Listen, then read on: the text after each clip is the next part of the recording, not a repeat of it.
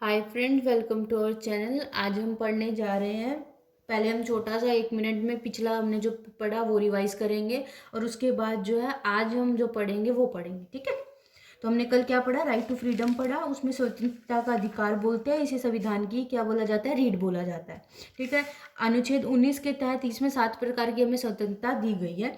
सबसे पहले क्या आता है? राइट टू एक्सप्रेस, यानी अभिव्यक्ति की आज़ादी। अपने व्यूज़ को जो एक्सप्रेस कर सकते हो आप, जिसे मौन रह सकते हो, आरटीआई लगा सकते हो, मीडिया, ये सब जो है आपकी जानने का हक है। 19 का 2 क्या कहता है? सभा करने की स्वतंत्रता है। और तीसरा क्या कहता है? संगठन, यानी आप कोई ग्रुप बना सकते हैं पर आपके पास हथियार वगैरह नहीं होना चाहिए। किसी चीज़ पे आप विरोध करना चाहते हैं, अनशन करना चाहते हैं, आप आराम से कर सकते हैं, कोई दिक्कत नहीं है, बट किसी और का नुकसान इसमें नहीं होना चाहिए। तो मतलब शांतिपूर्ण तरीके से आप विरोध कर सकते हैं। ठीक है। फिर 19 क्या कहते हैं कि चारों ओर, 19 का फोर्थ पार्ट क्या कहता है? आपको चारों ओर जो है वो घूमने की आज़ादी है। आप सारी तरफ जो है घूम घूम सकते हो आराम से। ठीक है। आप जहाँ बसना चाहो वहां से बस सकते हो। 19.5 क्या कहता है? बसने की आज़ादी। 19.6 क्या कहता है? संपत्ति, यानी आप कहीं भी संपत्ति खरीद सकते हो। ठीक है। इसका हम आगे आर्टिकल 31 में डिस्कस करेंगे इसके बारे में डिटेल में। ठीक है।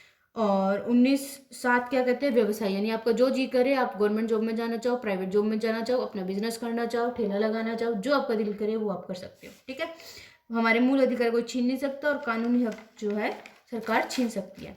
मैंने कल आपको एक क्वेश्चन दिया था कि आप हम मुझे बताएंगे कि फंडामेंटल राइट यहाँ से हटा के, यानी फंडामेंटल राइट से राइट टू प्रॉपर्टी को हटा के कहाँ डाल दिया गया? तो वो डाला है 300A में डाल दिया। ठीक है। अनुच्छेद 300A में उसको डाल दिया। वहां उसको कानूनी हक बना दिया। यहाँ क्या था? वो फंडामेंटल हक था, यानी मौलिक अधिकार था।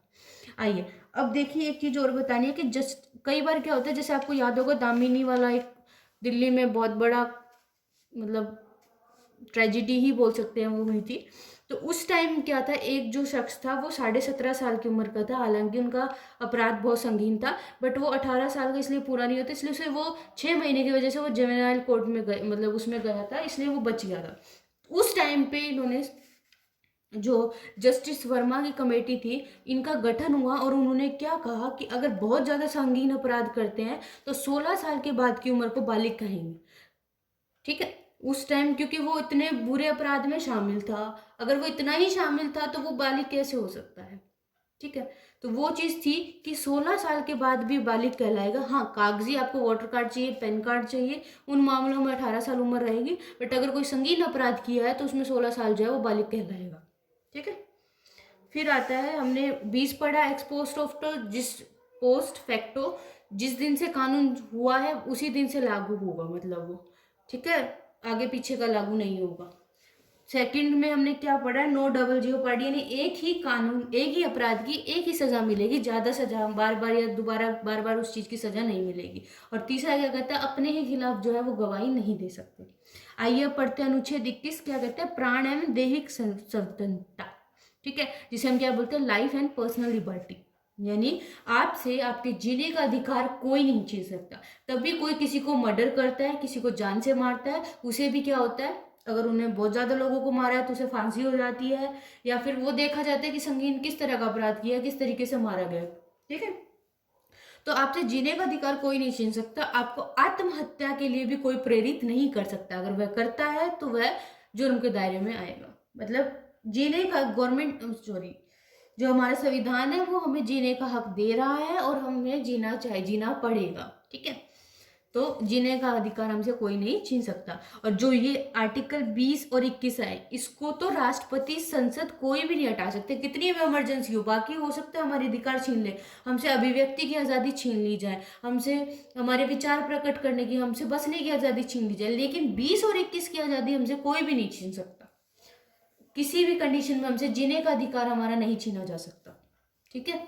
तो लाइफ के अंदर क्या आएंगे? आत्महत्या, मतलब आप आत्महत्या का तो जैसे बता ही दिया कि आपको जीना ही पड़ेगा। आत्महत्या करते तो भी गलत है, आपको सरकार ले जाएगी। अगर आप बच गए तो भी आपको ले जाएगी, पुलिस ले जाएगी, सरकार नहीं लेके जाएगी, पुलिस लेके जाएगी आप पे, क्योंकि जीने का हक सबको है। फिर आता है पर्यावरण। आपको एक अच्छे पोल्यूशन फ्री जो एरिया में आपको रहने की आपका अधिकार है, मतलब आप डिग्निटी के साथ, आप हेल्दी इन्वायरमेंट में रहना आपका अधिकार है।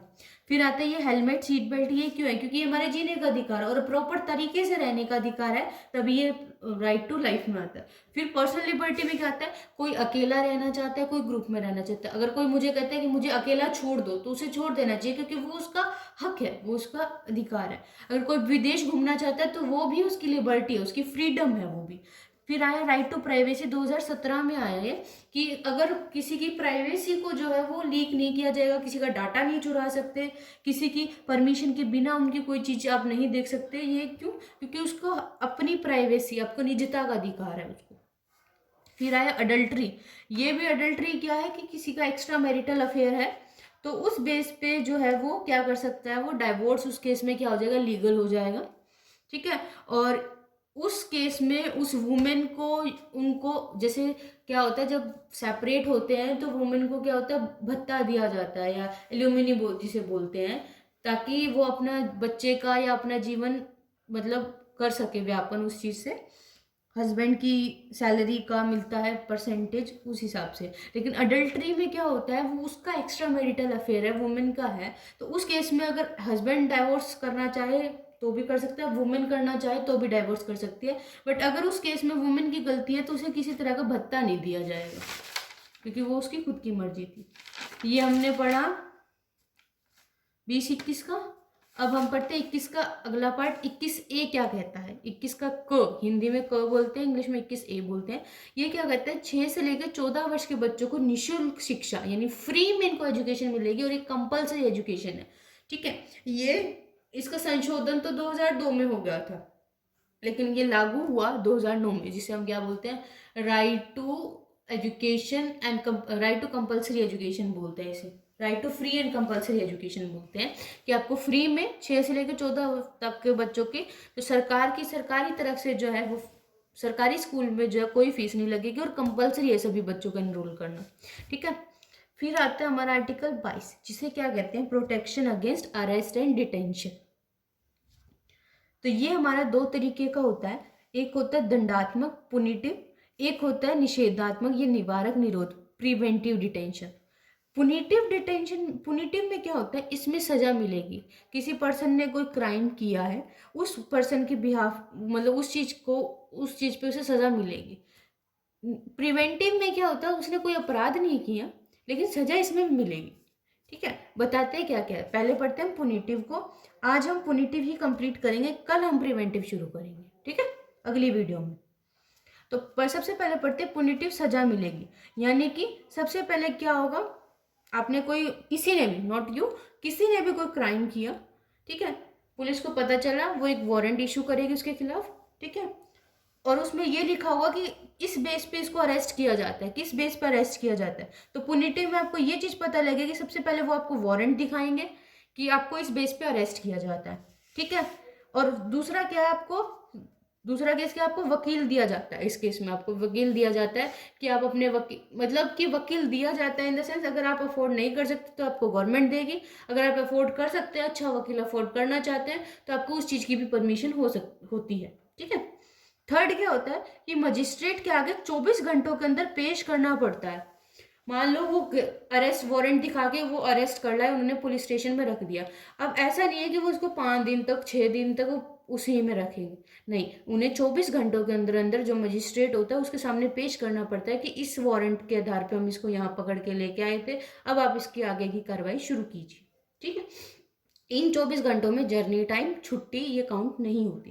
तो ऐसा भी हो सकता है कि वो 2 दिन रहे, क्योंकि कोर्ट वगैरह की संडे की छुट्टी होती है, तो उस केस में हो सकता है वो रहे, या फिर जर्नी टाइम वो दिखा दे कि ट्रैफिक जाम था, ये था, वो था। एग्जैक्ट 24 घंटे की काउंटिंग नहीं होती, वैसे 24 घंटे का टाइम है। ठीक है। तो ये मजिस्ट्रेट के आगे पेश करना पड़ता है।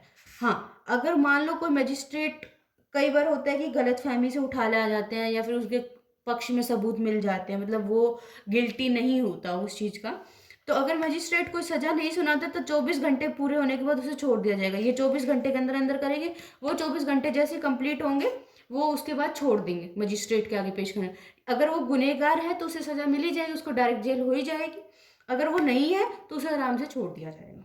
ठीक है। ये था पुनिटिव में क्या होता है, आपको वारंट दिखाएगा वो कि आपको इस बेस पर अरेस्ट किया जा रहा है, आपको वकील मिलेगा, ठीक है, आपको वकील की आज़ादी है कि आप जो जिसको वकील करना चाहे आप आराम से कर सकते हैं। आपको 24 घंटे मिलेंगे मजिस्ट्रेट के आगे पेश करने में। ठीक है, इसमें जर्नी टाइम इंक्लूड नहीं होता, छुट्टियाँ इंक्लूड नहीं होती। ठीक है, और तीसरी चीज, चौथी चीज क्या बताई कि अगर मजिस्ट्रेट कोई सजा नहीं सुनाता तो आपको बाइज्जत बरी कर दिया जाएगा। अगर वो सुनाता है तो आपको जेल भेज दिया जाएगा। अगर आपका बेल वाला यानी आपकी जमानत हो सकती है तो आपकी जमानत कर दी जाएगी। अगर आपकी जमानत नहीं होती तो जेल तो जाना पड़ेगा। तो ये था आर्टिकल 22 अनुच्छेद 22 दंडात्मक, जिसे हम क्या बोलते हैं, पुनिटिव। इसमें क्या होता है, सजा मिलेगी ही मिलेगी। तो एक बार क्विक रिवाइज कर लेते हैं हमने आज क्या पढ़ा, और उसके बाद इस वीडियो को एंड करेंगे। ठीक है, तो आज हमने क्या पढ़ा, आज हमने पढ़ा अनुच्छेद 20, जिसे क्या बोलते हैं, एक्स पोस्ट फैक्टो। किसी भी व्यक्ति, ये तो हमने कल ही पढ़ लिया था। आज हमने पढ़ा राइट, अनुच्छेद 21 पढ़ा आज हमने, जिसे हम प्राण एवं दैहिक स्वतंत्रता, लाइफ एंड पर्सनल लिबर्टी बोलते हैं, कि किसी से जीने का अधिकार कोई भी नहीं छीन सकता। आत्महत्या के लिए प्रेरित करना भी एक जुर्म है। ठीक है, 20-21 को राष्ट्रपति संसद कोई भी नहीं छीन सकता। ये हर कंडीशन में, हर स्थिति में ये लागू होंगे। और एक अच्छे हेल्दी एनवायरनमेंट में राइट टू स्लीप, अच्छे से सोना, ये आपका अधिकार है, ये आपकी लाइफ का अधिकार है। ठीक है, और आपको अच्छी जगह रहने का, पॉल्यूशन फ्री रहने का, हेल्दी एनवायरनमेंट में रहने का, ये आपके सारे हक है। आप अकेला रहना चाहे एकांतवास में रह सकते हैं, विदेश भ्रमण कर सकते हैं, प्राइवेसी का आपका अधिकार है, और अडल्ट्री का भी आपका अधिकार है। ठीक है, फिर हमने 21A में क्या पढ़ा कि 6 से लेकर 14 वर्षों के बच्चों तक की जो कंपलसरी और फ्री एजुकेशन होनी ही चाहिए। कब लागू, संशोधन कब हुआ इसका, 2002 में हुआ, पर लागू ये 2009-10 के आसपास हुआ। ठीक है, फिर protection against arrest and detention, कि जब पकड़ लिया जाता है, देखो अरेस्ट और डिटेंशन में फ़र्क होता है, वो हम अगली वीडियो में पढ़ेंगे कि दोनों में क्या फ़र्क होता है। ये शायद हमने पिछली वीडियो में भी पढ़ा था, एनआरसी वाली वीडियो में भी हमने अरेस्ट और डिटेंशन में फ़र्क हमें था।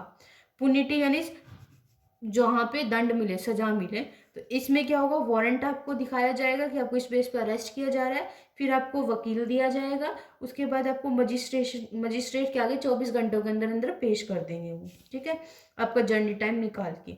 फिर अगर कोई सजा नहीं होती तो आपको बाइज्जत बरी कर दिया जाएगा। अगर सजा होती है तो आगे प्रोसीजर चालू हो जाएगा। ठीक है, कल हम पढ़ेंगे प्रिवेंटिव डिटेंशन। तो आज का वीडियो यहीं एंड करते हैं। Thank you so much. अगर आप कुछ कहना चाहें, आपका कोई फीडबैक हो, तो आप वीडियो के कमेंट सेक्शन में ज़रूर बता सकते हैं। Thank you.